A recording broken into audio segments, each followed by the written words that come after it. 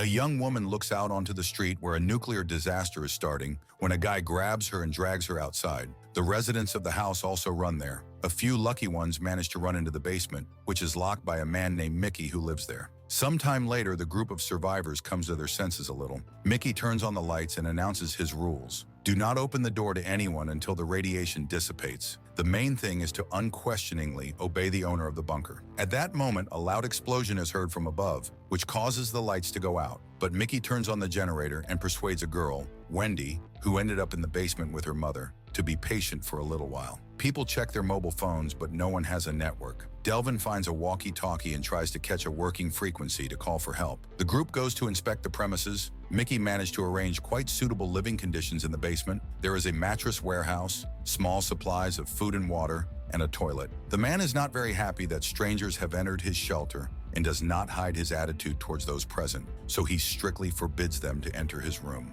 After dinner, Delvin takes up the radio again, but receives no answer. Josh, not wanting to stay here, suggests that Adrian and his friend Bobby go upstairs, but Mickey grabs an axe and blocks their way. The man is ready to do anything to keep the door closed and describes what people who have received a dose of radiation look like. This convinces people of the need to listen to Mickey. At night, everyone goes to bed, but Eva watches Mickey and sees how he tidies himself up. In the morning, Marilyn calms her daughter down, while Sam confesses his love to Eva and promises that they can survive and everything will be fine. Time passes, the girl is capricious, the adults lose patience, and one day Sam breaks down and is rude to Mickey. But at that moment, people hear knocks on the door. Hope lights up in Eve and Marilyn's eyes that rescuers have found them. But the cautious Mickey orders Delvin to turn off the light immediately, and everyone present watches with alarm as they begin to saw through the door. Then armed men in chemical protection suits enter and inspect those present. Seeing Wendy, the unknown ones tear her from her mother's arms,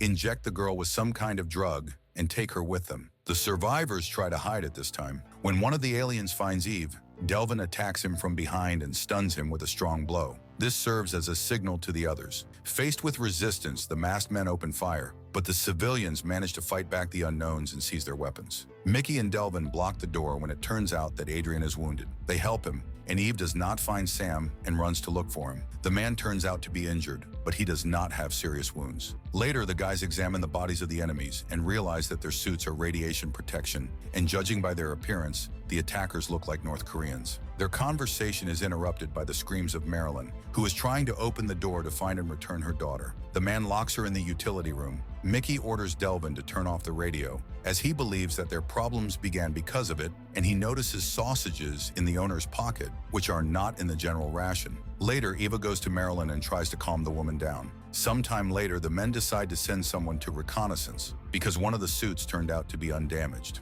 An argument breaks out over who exactly will go upstairs. Josh wins. Marilyn asks the guy to return her daughter, and he promises to do everything in his power. He puts on the suit and goes out the door, where he finds himself in an endless series of polyethylene tunnels. Soon the guy comes out to the laboratory, where he is mistaken for an employee, thanks to which he calmly examines the room. Josh sees boxes filled with human hair, and further there are boxes with people with their eyes taped up inside. All of them are in a vegetative state and connected to some monitors. Suddenly, one of the employees exposes him, and the guy has to flee. Returning to the shelter, he tells the others what he saw. Immediately after this, the survivors see that the door is being welded shut from the outside so as not to give them the opportunity to leave anymore. People lose all hope. Edrin's wound heals, and he finds sympathy and understanding in Eve. The girl admits that she liked his guitar playing. After some time, the basement began to fill with the smell of fallen enemies. Mickey suggests chopping them up and throwing them in the toilet, and then covering them with lime. Bobby agrees and gets down to business. That night, Marilyn comes to him, as if recognizing his right as the owner. Meanwhile, Delvin, going out at night to relieve himself, finds Mickey in the room where he forbade the others to enter. But the next day, people decide to break the ban. Eva looks at the photos on the wall and realizes that Mickey was a fireman and had a family. The owner, finding them there, is indignant because he immediately marked this territory as forbidden. But the men find various training videos there and watch them, while Marilyn lights up with Bobby. Eva does not approve of this and tries to bring the woman to her senses, but it seems that the unfortunate mother is losing her mind. Meanwhile, people realize that the food and water supplies are almost exhausted and express their indignation to Mickey. It comes to a fight, after which Josh begins to insist on another attempt to go outside. Delvin finds a weapon and penetrates Mickey's forbidden room. Under threat of a gun, the owner has to open the door to the secret witchcraft, but a fight occurs there, as a result of which Delvin dies. Eva calls the others. Bobby and Josh grab Mickey and tie him to a chair,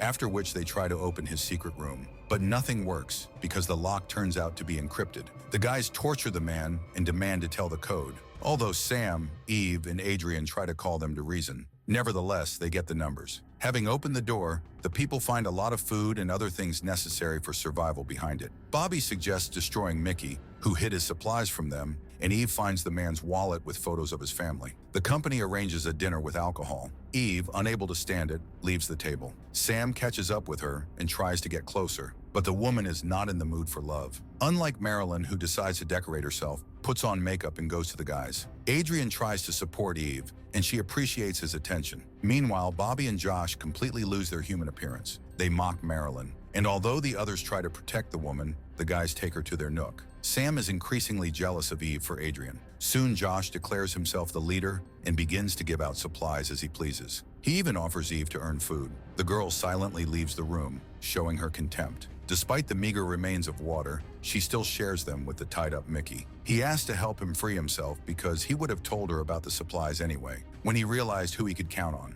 and confesses to the girl that a gun is hidden in the utility room. Eve asks Sam to go with her, but the guy remembers that she once took drugs and lived on the street, and now after he saved her, she is going to destroy him. An angry Sam leaves, leaving Eve in tears. Then she sees him in the company of Josh and Bobby, who openly mock him, offering to carry out their stupid orders for food. Marilyn is generally sitting in a cage, since the guys have completely turned her into a toy. Josh forces Eva to take part in their game, as a result of which Sam gets the task of destroying Delvin in order to flush him down the toilet, but he cannot do this because of weakness. Then the guys force Eva to replace him, threatening to break the guy's hands if she refuses. Eva takes an axe, which Adrian sees. When everything is over, they shave, since their hair is falling out, and without realizing what they are doing, they destroy Marilyn. And then Bobby puts on women's underwear and puts on makeup. Eva is determined to get a gun and goes to Mickey. He tells her where the gun is and admits that you can get out of here through the toilet. But when the girl enters the pantry, she is surrounded by Bobby and Josh, who need another toy to replace the broken Marilyn. Eva manages to leave and tell Adrian about the woman's death. Later, she discovers that her hair is also starting to fall out